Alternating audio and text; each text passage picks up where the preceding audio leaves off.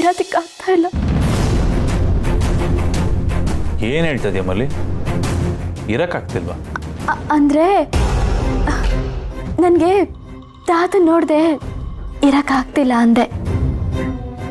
ಹಂಗ ಆಯಿತು, ನಿನಗೆ ಯಾಕೆ ಕಷ್ಟ? ನಾನೇನೊಂದು ವ್ಯವಸ್ಥೆ ಮಾಡ್ತೀನಿ ಇರು. ಆದರೆ ನಾನು ಬರೋಕ್ಕಾಗೋದಿಲ್ಲ.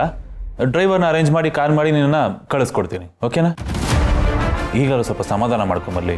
ನೀನು ಹಳದು ನನ್ನ ಕೈಲಿ ನೋಡೋಕ್ಕಾಗಲ್ಲ, ನನಗೂ ತುಂಬ ಬೇಜಾರಾಗುತ್ತೆ. ಪ್ಲೀಸ್ ನೀನು ಯಾವಾಗಲೂ ನಗ್ನಾಗ್ತಾ ಇರಬೇಕು. ಹಾಂ, ನೀವು ಮನೆ ಕಣಿ, ನಾನು ಮನೆ ಕಂತೀನಿ. ಹಾಂ, ಮಲ್ಗ್ತೀನಿ ಅಂದ್ಬಿಟ್ಟು ಇದೇ ಥರ ಅಳ್ತಾ ಕೂರಬಾರ್ದು. ಮಲ್ಕೋಬೇಕು. ನಾನು ಮಲ್ಗ್ತೀನಿ.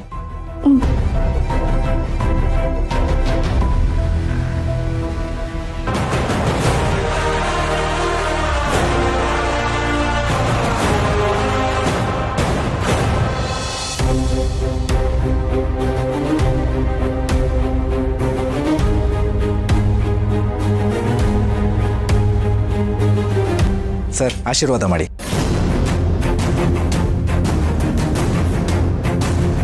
ಹಲೋ ಬಾವಾ, ನಾನು ಭೂಪತಿ ಸರ್ ಜೊತೆ ಒಂದು ಕಾಲಲ್ಲಿದ್ದೆ.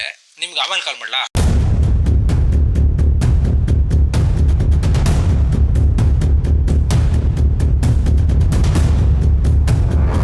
ಏನಾಯ್ತು? ಏನು ಯೋಚನೆ ಮಾಡ್ತಿದ್ದೀರಾ? ಜೀವ ಬಗ್ಗೆ. ಆ ರಾಜೇಂದ್ರ ಭೂಪತಿ ಸರಿ ಇಲ್ಲ ಭೂಮಿಕಾ. ಅವನು ವಿಷದ ಹಾವು ಹಲ್ಲಲ್ಲಿ ಮಾತ್ರ ವಿಷ ಇರುತ್ತೆ, ಇವನು ಮೈಯೆಲ್ಲ ವಿಷ. ಈ ಜೀವ ಅವನ ಹತ್ರ ಹೇಗೆ ತಗಲಾಕೊಂಡ ನನ್ಗೆ ಅರ್ಥ ಆಗ್ತಾ ಇಲ್ಲ. ಆ ಭೂಪತಿ ಎಂತವನು ಅಂತ ಜೀವ ಗೊತ್ತಿಲ್ಲ. ಹೇಗೆ ಗೊತ್ತಾಗುತ್ತೆ? ಒಬ್ಬ ವ್ಯಕ್ತಿನ ನೋಡಿದ ತಕ್ಷಣ ಅವನು ಹೀಗೆ ಅಂತ ಯಾರಿಂದಾನೂ ಹೇಳಕ್ಕಾಗಲ್ಲ ಅಲ್ವಾ ಗೌತಮ್ ಅವರೇ? ನಿಮಗೆ ಭೂಪತಿ ಬಗ್ಗೆ ಗೊತ್ತು, ಆದ್ರೆ ಜೀವನ ದೃಷ್ಟಿಯಲ್ಲಿ ಅವನು ತುಂಬಾ ಒಳ್ಳೆಯವನು. ಭೂಪತಿ ನೀನು ಅನ್ಕೊಂಡು ಹಾಗಿಲ್ಲ ಅಂತ ಜೀವಾಗ ಹೇಗೆ ಹೇಳೋದಂತಾನೆ ನನ್ಗೆ ಅರ್ಥ ಆಗ್ತಿಲ್ಲ. ನಾವೇ ನೋಡಿದ್ವಲ್ಲ ಫಂಕ್ಷನಲ್ಲಿ ಹೇಗೆ ಕಾಲಿಗೆ ಬಿದ್ದು ನಮಸ್ಕಾರ ಮಾಡ್ತಿದ್ದ ಅಂತ. ಅದೇ ನನಗೂ ಯೋಚನೆ ಆಗ್ತಾ ಇರೋದು. ಮುಂದೆ ಏನು ಪ್ಲಾನ್ ಮಾಡ್ಕೊಂಡಿದ್ದಾನೋ ಏನೋ. ಅವನು ಬಹಳ ಡೇಂಜರಸ್. ಅವ್ನು ಏನು ಮಾಡೋದಕ್ಕೂ ಹೇಸೋನಲ್ಲ. ನನಗೆ ಅದು ಯೋಚನೆ ಆಗ್ತಾ ಇರೋದು. ಅಲ್ಲ, ನನಗೆ ಅರ್ಥ ಆಗ್ತಿಲ್ಲ. ನೀವು ಇಷ್ಟೊಂದು ಯೋಚನೆ ಮಾಡೋ ಬದಲು ಜೀವನ್ಗೆ ನೇರವಾಗಿ ಭೂಪತಿ ನೀನು ಅನ್ಕೊಂಡಾಗ ಅಲ್ಲ ಕಣೋ ಅಂತ ಹೇಳ್ಬೋದಲ್ವಾ? ವಿಷಯ ಹೀಗೀಗೆ ಅಂತ ಗೊತ್ತಾದ್ರೆ ಜೀವನೂ ಕೇರ್ಫುಲ್ ಆಗ್ತಾನೆ. ಮನೆ ಫಂಕ್ಷನ್ ನಡೀತಾ ಇತ್ತು, ಎಲ್ಲರೂ ಖುಷಿಯಾಗಿದ್ರು. ಯಾಕೆ ಸುಮ್ಮನೆ ಮೂಡ್ ಹಾಳು ಮಾಡೋದು? ಆಮೇಲೆ ಹೇಳೋಣ ಅನ್ಕೊಂಡು ಸುಮ್ಮನಾದೆ. ಆದರೂ ನಾನು ಬರೋವಾಗ ಮಹಿಮಾಗೆ ಸೂಕ್ಷ್ಮವಾಗಿ ಹೇಳ್ಬಿಟ್ಟು ಬಂದೆ. ಆದರೂ ಯಾಕೋ ಮನಸ್ಸು ತಡೀಲಿಲ್ಲ. ನಾನೇ ಮಾತಾಡಬೇಕು ಅಂತ ಈಗ ತಾನೇ ಅವನಿಗೆ ಫೋನ್ ಮಾಡಿದೆ. ನೋಡಿ, ಅವನು ಭೂಪತಿ ಹತ್ರ ಮಾತಾಡ್ತಾ ಇದ್ದೀನಿ ಅಂತ ಹೇಳ್ದ. ನನಗೆ ಯೋಚನೆ ಆಗ್ತಾ ಇರೋದೇನು ಗೊತ್ತಾ? ಆ ಭೂಪತಿ ಯಾವ ಮಟ್ಟಕ್ಕೆ ಹೋಗೋದಕ್ಕೂ ಹೆಸಲ್ಲ.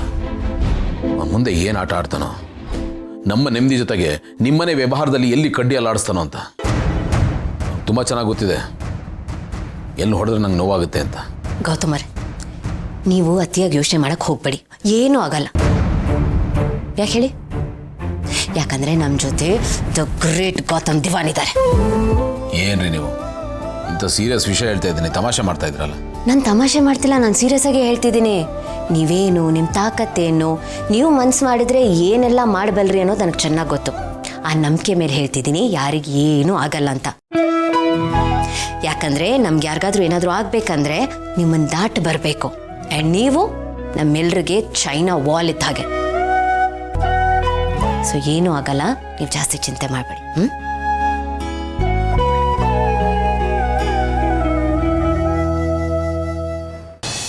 ಏನ್ ಸಿಸ್ಟರ್ ಇದು? ನಿನ್ ಸೊಸೆ ಮುದ್ದಿನ ಕೈಗೊಂಬೆ ಈ ಮಟ್ಟಕ್ಕೆ ಹೆಚ್ಚಿಕೊಂಡ್ಬಿಡ್ತಾಳೆ. ಕಂಡಂಗೆ ಎದುರುತ್ತರ ಕೊಡ್ತಾಳೆ. ನಾಳೆ ಎಣ್ಣೆ ಏಟಲ್ಲಿ ನಿನಗೂ ಎದುರುತ್ತರ ಕೊಟ್ರೆ ಪರಿಸ್ಥಿತಿ ಏನಾಗುತ್ತೆ ಗೊತ್ತಾ? ನೀನೇ ಸಾಕಿದಾಗಿಣಿ ನಿನ್ನ. ಅಲ್ಲ, ಈ ಸಿಚುವೇಶನ್ಗೆ ಸೂಟ್ ಆಗುತ್ತೆ ಅಂತ ಹೇಳಿದೆ. ಬೇಡ ಅಂದರೆ ಬಿಟ್ಬಿಡು, ಪರವಾಗಿಲ್ಲ. ನಾವೇನೋ ಅನ್ಕೊಂಡ್ರೆ ಏನೇನೋ ಆಗೋಯ್ತೀಗ. ಓ ಸಿಸ್ಟರ್, ನಾವು ಬಿಟ್ಟ ರಾಕೆಟು ಯೂಟರ್ನ್ ತಗೊಂಡು ನಮಗೆ ಹೊಡೆದಂಗಿದೆ. ನಮ್ಮ ಮಂತ್ರ ಚಿರುಮಂತ್ರ ಆಗಿ ಕಪಾಳ ಕೊಡ್ದಂಗಿದೆ. ನನಗೆ ಎಷ್ಟು ಉರಿತಾ ಇದೆ ಗೊತ್ತಾ? ಅಲ್ಲ, ಅಪ್ಪನ ಮನೆಗೆ ಹೋಗಿ ಕಿರಿಕ್ ಮಾಡ್ತಾಳೆ ಅಂತ ಅನ್ಕೊಂಡ್ರೆ ಇಲ್ಲಿ ಬಂದು ಕಿರಿಕ್ ಮಾಡ್ತಿದ್ದಾಳೆ. ಯಾಕಾದರೂ ಈ ಐಡಿಯಾ ಕೊಟ್ಟೆ ಅಂತ ನನಗೆ ಅನಿಸ್ತಾ ಇದೆ ಈಗ. ಅದು ಹೋಗ್ಲಿ ಬಿಡು ಸಿಸ್ಟರ್. ನನ್ನ ಯೋಚನೆ ಏನು ಗೊತ್ತಾ? ಇದು ಹೀಗೆ ಕಂಟಿನ್ಯೂ ಆಗಿ ನಿನ್ನ ಮುತ್ತಿನ ಮಗನ ಬದುಕು ಮೂರಾ ಬಟ್ಟೆ ಆದರೆ ಏನು ಅಂತ. ಇವಳು ಯಾವತ್ತಿದ್ರೂ ಡೇಂಜರೇ. ಇದು ಖಂಡಿತ ಸತ್ಯ, ಬೇಕಾದ್ರೆ ಬರೆದಿಟ್ಕೋ. ಇದು ಸ್ವಲ್ಪ ಟ್ರ್ಯಾಕು ಎಡಬಿಡಂಗಿ. ಬಟ್ ಇವಳು ಈ ರೀತಿ ಇರೋದು ಒಂದು ರೀತಿಲಿ ಒಳ್ಳೇದೇ ಅಣ್ಣ. ಏನು ಸಿಸ್ಟರ್ ಇದು ಇಂಥ ಸ್ಟೇಟ್ಮೆಂಟ್ ಕೊಡ್ತಾ ಇದೀಯಾ? ನಿನ್ನ ಮಗನ ಬದುಕು ಹಾಳಾಗತ್ತೆ ಅನ್ನೋ ಚಿಂತೆನೇ ಇಲ್ವ ನಿಂಗೆ? ಅಣ್ಣ, ನನ್ನ ಮಗನ ಲೈಫ್ ಹಾಳಾದರೆ ಅದನ್ನು ಹೇಗೆ ಸರಿ ಮಾಡಬೇಕು ಅಂತ ನನಗೆ ಗೊತ್ತು. ನಾನು ಅದನ್ನು ಮಾಡ್ತೀನಿ. ಆದರೆ ನನ್ನ ಮಗನ ಲೈಫ್ ಜೊತೆ ಅಪೇಕ್ಷಾ ಲೈಫ್ ಹಾಳಾಗತ್ತಲ್ಲ, ಅದನ್ನು ಯಾರು ಸರಿ ಮಾಡ್ತಾರೆ? ಅದನ್ನು ಸರಿ ಮಾಡೋದಕ್ಕೆ ಅವಳ ಅಪ್ಪ ಅಮ್ಮ ತಾನೇ ಓಡಿ ಬರಬೇಕು. ಹೌದು ಸಿಸ್ಟರ್, ಹೆತ್ತ ತಪ್ಪಿಗೆ ಏನಾದರೂ ಮಾಡಲೇಬೇಕಲ್ಲ. ಆಗ ಜಾಸ್ತಿ ನೋವು ತಿನ್ನೋರು ಯಾರು? ಇನ್ಯಾರಿಗೆ? ಅವಳ ಅಪ್ಪ ಮತ್ತು ಅಮ್ಮನಿಗೆ. ಅಲ್ಲಣ್ಣ, ಭೂಮಿಕಾಗೆ. ಒಂದು ಕಡೆ ತನ್ನ ತಂಗಿ ಜೀವನ ಹೀಗಾಯ್ತಲ್ಲ ಅನ್ನೋ ನೋವು, ಇನ್ನೊಂದು ಕಡೆ ತನ್ನ ತಂಗಿಯಿಂದ ಗಂಡನ ಮನೆ ಮರ್ಯಾದೆ ಹೋಯ್ತಲ್ಲ ಅನ್ನೋ ನೋವು. ಒಟ್ಟಿನಲ್ಲಿ ಎರಡು ಕಡೆಯಿಂದನೂ ನೋವು. ಮಧ್ಯದಲ್ಲಿ ಸಿಕ್ಕಾಕೊಂಡು ಒತ್ತಾಡ್ತಾಳೆ. ಇದು ನನ್ನ ಆಲೋಚನೆ. ನಿನ್ನ ತಲೆಯಲ್ಲಿ ಇಂಥದ್ದೆಲ್ಲ ಇದೆಯಾ? ಅಣ್ಣ, ಯುದ್ಧಕ್ಕೆ ಅಂತ ನಿಂತ ಮೇಲೆ ಗೆಲ್ಲಬೇಕು ಅನ್ನೋದು ಮಾತ್ರ ಮುಖ್ಯ ಆಗಬೇಕು. ಒಟ್ಟಿನಲ್ಲಿ ಗೆಲ್ಲಬೇಕು ಅಷ್ಟೇ. ಸೋತ್ರೆ ಆಗೋ ಅವಮಾನ ಇದೆಯಲ್ಲ, ಅದನ್ನು ಸಹಿಸ್ಕೊಳ್ಳೋದು ಅಷ್ಟು ಸುಲಭ ಅಲ್ಲ. ಆದರೆ ಸಿಸ್ಟೇ, ಯುದ್ಧದಲ್ಲಿ ಗೆದ್ದವನು ಸೋತ, ಸೋತವನು ಸತ್ತ ಅನ್ನೋ ಮಾತು ಕೇಳಿಲ್ವ ನೀನು? ಅದಕ್ಕೋಸ್ಕರ ನಿನ್ನ ಮಗನ ಬದುಕೇ ಬಲಿ ಕೊಡ್ಬೇಕಾ ಸಿಸ್ಟರ್? ನಿನ್ನ ಮಗನ್ನ ಹರಕೆ ಕುರಿ ಮಾಡೋದು ಎಷ್ಟರ ಮಟ್ಟಿಗೆ ಸರಿ sister?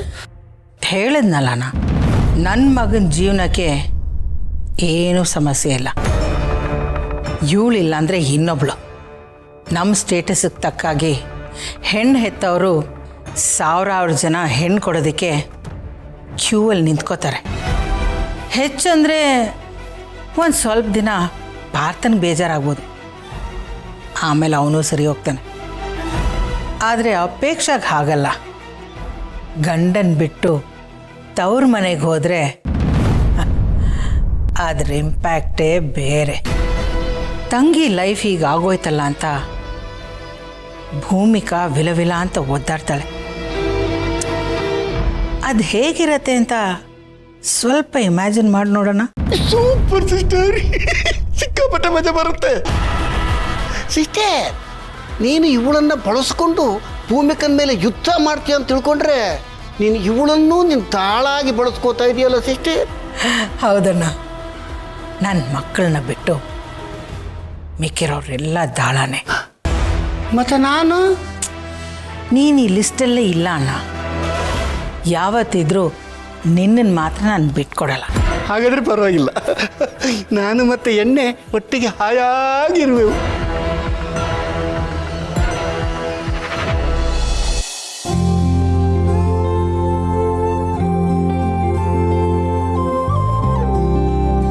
Mahi, I am so happy. ನನಗೆ ತುಂಬ ಖುಷಿ ಆಗ್ತಿದೆ. ನಾನು ಲೈಫಲ್ಲಿ ಏನೋ ಒಂದು ಅಚೀವ್ ಮಾಡಿಬಿಟ್ಟೆ ಅಂತ ಅನಿಸ್ತಾ ಇದೆ. ಕಿಂಗ್ ಆಫ್ ಗುಡ್ ಟೈಮ್ ನಾನೇ ಅಂತ ಅನಿಸ್ತಾ ಇದೆ. ವೆಲ್ ಡನ್ ಮೈ ಬಾಯ್ ಅಂತ ನನ್ನ ಬೆನ್ನು ನಾನೇ ತರ್ಕೋಬೇಕು ಅಂತ ಅನಿಸ್ತಾ ಇದೆ. Very proud of myself. ಅಂದ್ಕೊಂಡಿದ್ದ ಮೈಲ್ ಸ್ಟೋನ್ನ ಅಂದ್ಕೊಂಡಿದ್ದ ಟೈಮಿಂತ ಮುಂಚೆನೇ ರೀಚ್ ಆಗ್ಬಿಟ್ಟೆ. ಅಂದಾಗೆ ಮಹಿ, ಗೃಹ ಪ್ರವೇಶ ತುಂಬ ಗ್ರ್ಯಾಂಡಾಗಿ ನೀಟಾಗಾಯ್ತಲ್ವಾ? ಅದೆಲ್ಲ ಓಕೆ, ಆದರೆ ನೀನು ನಡ್ಕೊಂಡಿದ್ದ ರೀತಿ ನಾಟ್ ಓಕೆ. ನಾನೇನು ಮಾಡಿದೆ? ಅಣ್ಣನ ಮುಂದೆ ದೊಡ್ಡದಾಗಿ ಡೈಲಾಗ್ ಹೊಡಿತಾ ಇದ್ದೆ. That was not okay. Achieve ಮಾಡಿದ್ದೀವಿ, ಖುಷಿ ಪಡಬೇಕು ನಿಜ. ಹಾಗಂತ ಆ ಲೆವೆಲ್ ತಗೊಳ್ಳೋ ಅವಶ್ಯಕತೆ ಇರಲಿಲ್ಲ. ಅವನು ಅಚೀವ್ ಮಾಡಿರೋದ್ರಲ್ಲಿ ನಾವು 1% ಮಾಡಿಲ್ಲ. ಅದು ನಿನಗೆ ನೆನಪಿರಲಿ. ಇದು ಹೇಗಾಯಿತು ಅಂದರೆ, ಬ್ಯಾಂಕ್ ಹತ್ರನೇ ಹೋಗಿ ನನ್ನ ಬ್ಯಾಂಕ್ ಬ್ಯಾಲೆನ್ಸ್ ಎಷ್ಟಿದೆ ಗೊತ್ತಾ ಅಂತ ಕೇಳ್ದಾಗಾಯ್ತು.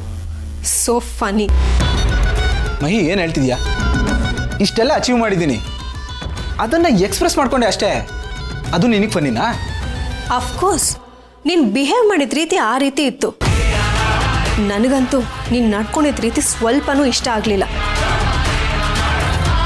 ಸಕ್ಸಸ್ನ ತಲೆಗೆರಿಸ್ಕೋಬೇಡ. That is not good. ಇದು ನಿನಗೆ ಬಿಲ್ಡಪ್ ಥರ ಕಾಣಿಸ್ತಿದ್ಯಾ? ನಾನು ನನ್ನ ಖುಷಿನ, ಎಕ್ಸೈಟ್ಮೆಂಟ್ನ ಅಕ್ಕ ಬಾವನ ಜೊತೆ ಎಕ್ಸ್ಪ್ರೆಸ್ ಮಾಡ್ಕೊಂಡೆ ಅಷ್ಟೇ. ಎಕ್ಸೈಟ್ಮೆಂಟ್ ನಾರ್ಮಲ್ ಅಲ್ವಾ? ನಾರ್ಮಲ್ಲೇ. ಆದರೆ ಅಣ್ಣನ ಹತ್ರ ಇನ್ಮೇಲೆ ಯಾವತ್ತೂ ಆ ರೀತಿ ಮಾತಾಡಬೇಡ. ಅದೆಲ್ಲ ಅವನಿಗೆ ಚೀಪ್ ಅನ್ಸುತ್ತೆ. ಇವನು ಯಾಕೆ ಈ ರೀತಿ ಆಡ್ತಿದ್ದಾನೆ ಅಂತ ಅನ್ಸುತ್ತೆ. ಸಕ್ಸಸ್ನ ಸ್ವಲ್ಪ ಮೆಚ್ಯೂರ್ಡ್ ಆಗಿ ಹ್ಯಾಂಡಲ್ ಮಾಡೋದನ್ನ ಕಲ್ತ್ಕೊ. ಓಕೆ. ನೋಡು, ಆ ಓಕೆ ಅನ್ನೋದ್ರಲ್ಲೂ ಎಷ್ಟು ಆ್ಯಟಿಟ್ಯೂಡ್ ಇದೆ. ಅದೆಲ್ಲ ಬಿಡು. ಯಾರದು ಸಿಂಗಲ್ ಹ್ಯಾಂಡೆಡ್ ಅಂಕಲ್? ಅವ್ರ ಜೊತೆ ಅಷ್ಟೊಂದು ಕ್ಲೋಸ್ ಆಗಿದ್ದೆ. ಅದು ಅಲ್ಲದೆ ಅವ್ರ ಕಾಲ್ಗೆಲ್ಲ ಬಿದ್ದು ಆಶೀರ್ವಾದ ತಗೊಳ್ತಾ ಇದ್ದೆ. ಅಷ್ಟೊಂದು ಗ್ರೇಟಾ ಅವರು? ಅಣ್ಣ ಹೇಳ್ತಾ ಇದ್ದ, ಅವ್ರು ಸರಿ ಇಲ್ಲ, ಡೇಂಜರ್ ಇದ್ದಾರೆ, ಹುಷಾರು ಅಂತ. ಅವ್ರಿಗೂ ನಿನಗೂ ಏನು ಕನೆಕ್ಷನ್? ಇದೊಳ್ಳೆ ಕತೆ ಆಯ್ತಲ್ಲ ಮಹಿ. ನಂಬರ್ ಪ್ಲೇಟ್ ಥರ ಯಾರಾದರೂ ನಾನು ಒಳ್ಳೆಯವನು ಕೆಟ್ಟವನು ಅಂತ ಸ್ಟಿಕ್ಕರ್ ಅಂಟ್ಸ್ಕೊಂಡು ಓಡಾಡಕ್ಕಾತಾ? ಎಲ್ಲದನ್ನು ಒಂದು ಪರ್ಸ್ಪೆಕ್ಟಿವಲ್ಲಿ ಯೋಚನೆ ಮಾಡಬಾರ್ದು. ನೋಡು ಮಹಿ, ಯಾರಿಗೋ ಕೆಟ್ಟವರಾಗಿರೋರು ನಮಗೆ ಒಳ್ಳೆಯವರಾಗಿರ್ಬಾರ್ದು ಅಂತೇನಿಲ್ವಲ್ಲ. ಅವ್ರನ್ನ ಯಾರು ಅಂತ ತಿಳ್ಕೊಂಡಿದ್ಯಾ? ಅವರು ನಮ್ಮ ಕಂಪ್ನಿಗೆ ಒಬ್ಬರು ದೊಡ್ಡ ಇನ್ವೆಸ್ಟರ್, ದೊಡ್ಡ ಅಮೌಂಟ್ ಇನ್ವೆಸ್ಟ್ ಮಾಡಿದ್ದಾರೆ. ಮಹಿ, ಈ ಮನೆ ಕಟ್ಟೋದಕ್ಕೆ ಜಾಗ ಕೊಟ್ಟಿದ್ದೆ ಅವರು. ಈ ಮನೆ ಕಟ್ಬೇಕಾದ್ರು ತುಂಬ ಹೆಲ್ಪ್ ಮಾಡಿದ್ದಾರೆ. ಅವ್ರು ಹಾಗಲ್ಲ ಮಹಿ, ತುಂಬ ಒಳ್ಳೆ ಪರ್ಸನ್. ಮತ್ತೆ ಅಣ್ಣ ಏನಕ್ಕೆ ಆ ರೀತಿ ಹೇಳ್ತಾನೆ? ಅಂದರೆ ಅವ್ನ ಜಡ್ಜ್ಮೆಂಟೇ ಸರಿ ಇಲ್ಲ ಅಂತ ಹೇಳ್ತಾ ಇದೆಯಾ? ನಾನು ಹಾಗೆ ಹೇಳ್ತಿಲ್ಲ ಮಹಿ. ಐ ಗೆಸ್ ಅವರಿಬ್ಬರು ಬಿಸ್ನೆಸ್ಸಲ್ಲಿ ಕಾಂಪಿಟೇಟರ್ಸ್ ಆಗಿರ್ಬೋದು. ಭಾವನ್ ಥರನೇ ಅವರು ಸಿಮಿಲರ್ ಲೈನ್ ಆಫ್ ಬಿಸ್ನೆಸ್ಸಲ್ಲಿ ಇದ್ದಾರೆ. ರಾಜೇಂದ್ರ ಭೂಪತಿ ಗ್ರೂಪ್ ಆಫ್ ಕಂಪನೀಸ್ ಓನರ್ ಅವರು. ಕಾಂಪಿಟೇಟರ್ಸ್ ಅಂದಮೇಲೆ ಈ ಎನಿಮಿಟಿ ಇದ್ದೇ ಇರತ್ತಲ್ವ ಮಹಿ. ಕಾಂಪಿಟೇಟರ್ಸ್ ಅಂದಮೇಲೆ ಭಾವಂಗೆ ಅಂತಲ್ಲ, ಯಾರಿಗೂ ಆಗಲ್ಲ. ಅವ್ರು ಪರ್ಸ್ನಲಿ ಎಷ್ಟೇ ಒಳ್ಳೆಯವರಾಗಿದ್ದರು ಅವ್ರು ನಮಗೆ ಎನಿಮಿ ಥರನೇ ಕಾಣಿಸ್ತಾರೆ. ಮೋಸ್ಟ್ಲಿ ಭಾವ ಆ ಆ್ಯಂಗಲಲ್ಲೇ ಹೇಳಿರ್ಬೋದು, ನಮ್ಮ ಎನಿಮಿ ಆದವರು ನಮ್ಮವ್ರ ಜೊತೆನೇ ತುಂಬ ಕ್ಲೋಸ್ ಆಗಿದ್ದಾರೆ, ಚೆನ್ನಾಗಿದ್ದಾರೆ ಅಂದರೆ ಯಾರಿಗಾದರೂ ಸಹಿಸೋಕ್ಕಾಗಲ್ಲ ಅಲ್ವಾ? What ever. ಅಣ್ಣ ನಮಗೆ ಗಾಡ್ ಫಾದರ್ ಅನ್ನೋದನ್ನು ಮರಿಬೇಡ. ನಮ್ಗೇನು ಒಳ್ಳೇದು ಅನ್ನೋದು ನಮಗಿಂತ ಚೆನ್ನಾಗಿ ಅವನಿಗೆ ಗೊತ್ತಿರುತ್ತೆ. ಅವನು ಏನೇ ಹೇಳಿದ್ರು ಒಂದು ರೀಸನ್ ಇರುತ್ತೆ. ಅವನು ಏನು ಹೇಳ್ತಾನೋ ಅದನ್ನು ಫಾಲೋ ಮಾಡೋಣ. ನಾಳೆಯಿಂದ ನೀನು ಅವ್ರ ಸಹವಾಸ ಬಿಟ್ಬಿಡು. ಮಹಿ, ಇದು ನಿನಗೆ ಓವರ್ ಆಯಿತು ಅಂತ ಅನಿಸ್ತಿಲ್ವಾ? ಪರ್ಸ್ನಲ್ ವಿಷಯದಲ್ಲಿ ಏನಾದರೂ ಹೇಳು, ಕೇಳ್ತೀನಿ, ಕನ್ಸಿಡರ್ ಮಾಡ್ತೀನಿ. ಅದನ್ನು ಬಿಟ್ಟು ಬಿಸ್ನೆಸ್ ವಿಷಯದಲ್ಲಿ ನೀನು ಇವ್ರ ಜೊತೆ ಬಿಸ್ನೆಸ್ ಮಾಡು, ಇವ್ರ ಜೊತೆ ಬಿಸ್ನೆಸ್ ಮಾಡಬೇಡ ಅಂತೆಲ್ಲ ಹೇಳಕ್ಕೆ ಬರಬೇಡ. ಅದು ನಿನಗೆ ಬೇಡದಿರೋ ವಿಷಯ. There is a limit. ಆ ಲಿಮಿಟ್ನಲ್ಲಿ ಇದ್ಬಿಡು. Hope you understand.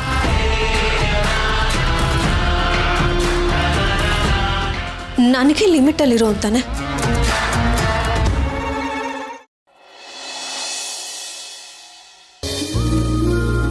ಅಜ್ಜಿ ಗುಡ್ ಮಾರ್ನಿಂಗ್. ಬೆಳಿಗ್ಗೆ ಫೋನ್ ನೋಡಬೇಡಿ ನೀವು, ಕಾಫಿ ಕುಡೀರಿ. ನೀನ್ ಕಾಫಿ ತರ ತನಕ ಏನ್ ಮಾಡೋದು ಅಂತ ನೋಡ್ತಾ ಇದ್ದೆ ಅಷ್ಟೇ. ಸರಿ ಸರಿ. ಕಾಫಿ ಕುಡಿಲಿಲ್ಲ ಅಂದ್ರೆ ನನ್ನ ತಲೆನೇ ಓಡಲ್ಲ. ಅದು ಬೇರೆ ಚಳಿ ಅಲ್ವಾ, ಚಳಿಗೂ ಕಾಫಿಗೂ ಹೇಳ್ ಮಾಡಿಸಿದ ಜೋಡಿ. ಒಳ್ಳೆ ಮಾತು ಹೇಳ್ದೆ ನೀನು. ನೀವು ಕಾಫಿ ಕುಡಿತಾ ಇರಿ, ನಾನು ಬಂದೆ. ಬಾಯ್ಲಿ ಕೂತ್ಕೊಯ್. ನಾನು ನಿನ್ನ ಹತ್ರ ಸ್ವಲ್ಪ ಮಾತಾಡಬೇಕು.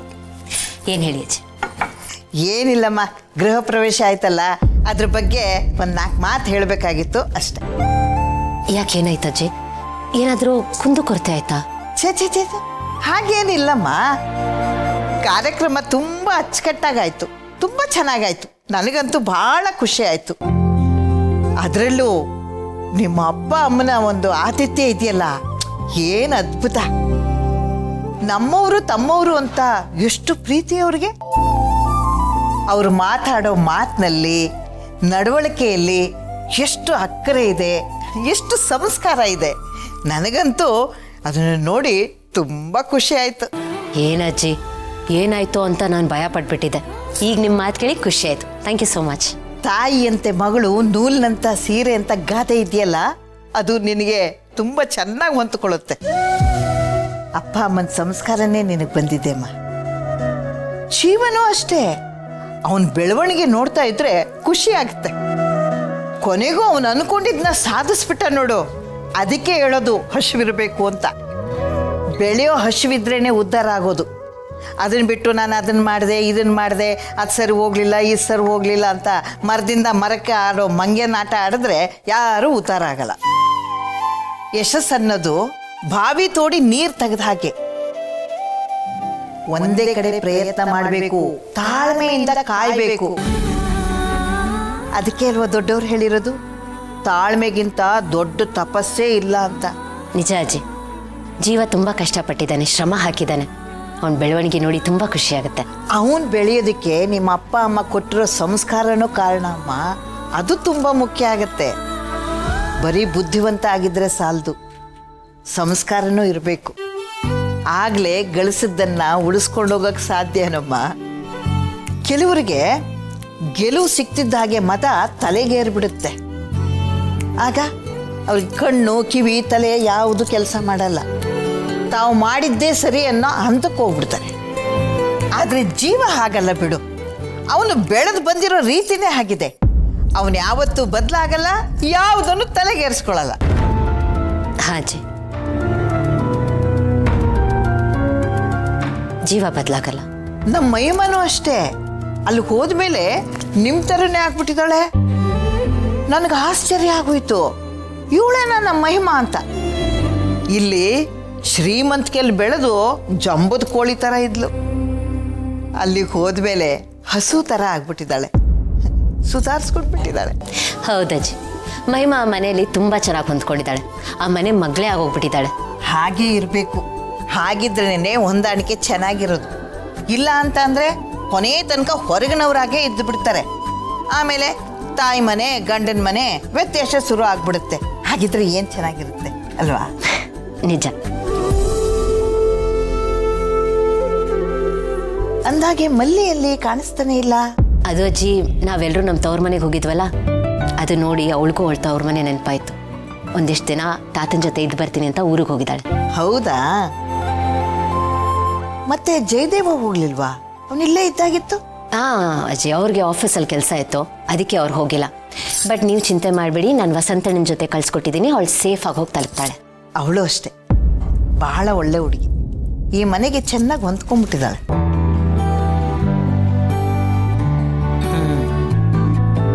ಸರಿನಮ್ಮ, ನಾವೊಂದು ರೌಂಡು ವಾಕಿಂಗ್ ಹೋಗಿ ಬಂದ್ಬಿಡ್ತೇನೆ. ದೇಹಕ್ಕೆ ಎಳೆ ಬಿಸಿಲು ಬೀಳಬೇಕು, ಇಲ್ಲ ಅಂದ್ರೆ ದೇಹ ಬೂಸ್ಲು ಹಿಡಿದ್ಬಿಡುತ್ತೆ. ಬೂಸ್ಲು? ಅದೇನಮ್ಮ, ನೀವು ಹೇಳ್ತಿರಲ್ಲ ರೆಸ್ಟ್ ಹಿಡಿದ್ಬಿಡುತ್ತೆ, ಬೂಸ್ಟ್ ಹಿಡಿದ್ಬಿಡುತ್ತೆ ಅಂತ, ಹಂಗೆ ಇದು ಬೂಸ್ಲು. ಚೆನ್ನಾಗಿದೆ. ಬರಲ್ಲ? ಹಾಂ.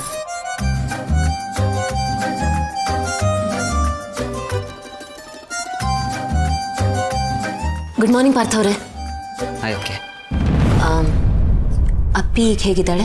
ಮಲ್ಕೊಂಡು ರೆಸ್ಟ್ ಮಾಡ್ತೀಯಾರಿ ಅದಕ್ಕೆ. ಐ ಆಮ್ ರಿಯಲಿ ಸಾರಿ ಅದಕ್ಕೆ. ಫಂಕ್ಷನ್ ನಡೀತಾ ಇರುವಾಗ ಅವ್ರು ಆ ರೀತಿ ಮಾಡಬಾರ್ದಾಗಿತ್ತು.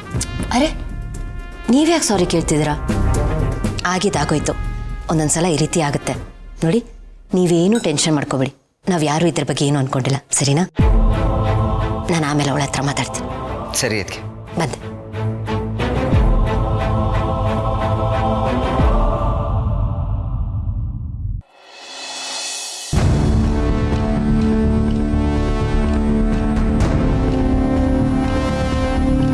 ರೀ, ಇನ್ನು ನಿನ್ನೆ ನಡೆದಿದ್ರ ಬಗ್ಗೆನೇ ಯೋಚನೆ ಮಾಡ್ತಾ ಇದ್ದೀರಾ? ಆಗಿದ್ದಾಗೋಯ್ತು. ತುಂಬ ಯೋಚನೆ ಮಾಡಿ ತಲೆ ಕೆಡಿಸ್ಕೋಬೇಡಿ. ನೀವು ರಾತ್ರಿ ಸರಿಯಾಗಿ ನಿದ್ದೆ ಕೂಡ ಮಾಡಿಲ್ಲ. ಹಾಂ, ತಗೊಳ್ಳಿ, ಸ್ವಲ್ಪ ಕಾಫಿ ಕುಡೀರಿ, ಫ್ರೆಶ್ ಅನ್ಸುತ್ತೆ. ತಗೊಳ್ಳಿ. ನಿದ್ದೆ ಹೇಗೆ ಬರುತ್ತೆ ಮಂದಾಕಿನಿ? ನೆಮ್ಮದಿ ಅನ್ನೋದೇ ಹೊರಟೋಗಿದೆ. ನಿನ್ನೆ ನಡೆದಿದ್ದು ನೆನೆಸ್ಕೊಂಡ್ರೆ ಸಂಕಟ ಆಗತ್ತೆ. ನಮ್ಮ ಮಕ್ಕಳು ಕುಡಿದು ರಸ್ತೆಯಲ್ಲಿ ಗಲಾಟೆ ಮಾಡಿದಾಳೆ ಅಂದರೆ ನೀವು ಹೇಳೋದು ನಿಜ ರೀ. ಆಗಬಾರ್ದಿತ್ತು, ಏನೋ ಕೆಟ್ಟಗಳಿಗೆ ಹೀಗೆ ನಡೆದೋಯ್ತು.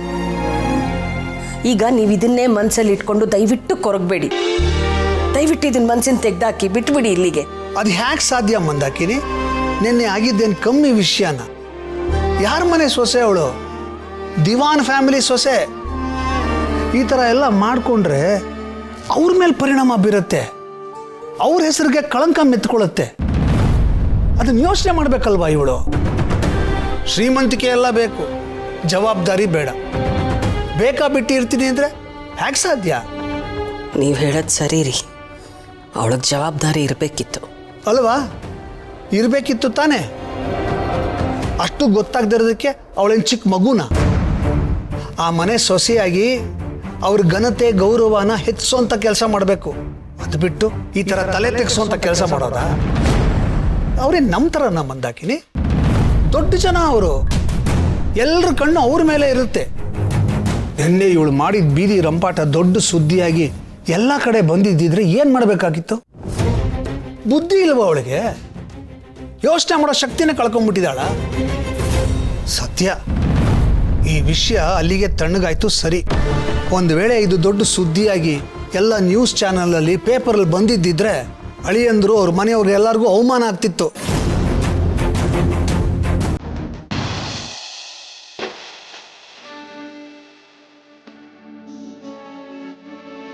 ಸುಧಾ, ಅತ್ತೆ ಟ್ಯಾಬ್ಲೆಟ್ಸ್ ಕೊಟ್ಟಾ? ಹಾದ್ಗೆ ಇವಾಗ ತಾನೇ ತಿಂಡಿ ತಿನ್ಸ್ಬಿಟ್ಟು ಮಾತ್ರೆ ಕೊಟ್ಟೆ. ಸುಧಾ, ನಾನು ನಿನ್ನ ಹತ್ರ ಒಂದು ಕೇಳಬೇಕಿತ್ತು. ಅವತ್ತು ಡೈನಿಂಗಲ್ಲಿ ತಿಂಡಿ ಮಾಡ್ತಾ ಅತ್ತೆ ಹೆದರ್ಕೊಂಡಾಗ ಯಾಕೆ ಅಂತ ಕೇಳಿದ್ದಕ್ಕೆ ಅವ್ರಿಗೆ ಆಗಾಗ ಈಗ ಆಗ್ತಿರುತ್ತೆ, ಮಾತ್ರೆ ಕೊಟ್ಟು ಮಲಗಿಸಿದ್ರೆ ಸರಿ ಹೋಗ್ತಾರೆ ಅಂತ ಹೇಳಿದೆ. ಆದರೆ ನಿನ್ನೆ ನಮ್ಮ ಮನೆ ಗೃಹ ಪ್ರವೇಶದಲ್ಲಿ ಅತ್ತೆ ಬೆಂಕಿ ನೋಡಿ ಹೆದರ್ಕೊಂಡಾಗ ಮುಂಚೆ ಯಾವತ್ತೋ ಒಂದ್ಸಲ ದೇವರ ಮೆರವಣಿಗೆಯಲ್ಲಿ ಪಂಜು ನೋಡಿ ಹೆದರ್ಕೊಂಡ್ರು ಅಂತ ಹೇಳಿದೆ. ಇದಕ್ಕೆ ಮುಂಚೆನೂ ಅತ್ತೆ ಬೆಂಕಿ ನೋಡಿ ಹೆದರ್ಕೊಂಡದ್ದಿದೆಯಾ? ಸರಿಯಾಗಿ ನೆಟ್ ಮಾಡ್ಕೋ ಸುಧಾ. ಮುಂಚೆ ಅತ್ತೆಗೆ ಬೆಂಕಿಯಿಂದ ಏನಾದರೂ ಅಪಾಯ ಆಗಿತ್ತಾ? ಇರ್ಬೋದು ಅದ್ಗೆ, ನನಗೆ ಗೊತ್ತಿಲ್ಲ.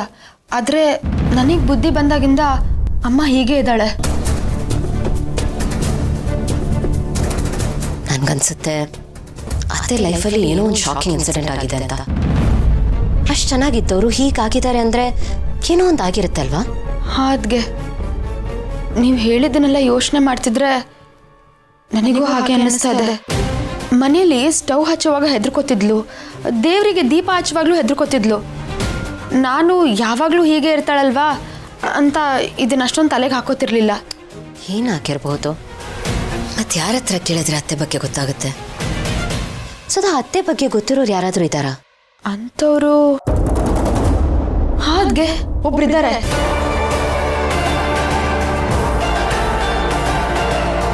ಇಷ್ಟು ವರ್ಷದಲ್ಲಿ ಅಮ್ಮನ ಬಾಯಲ್ಲಿ ಕೇಳಿರೋದು ಎರಡೇ ಹೆಸರು. ಒಂದು ಗುಂಡು ಅಂತ, ಇನ್ನೊಂದು ಆ ಹೆಸರು.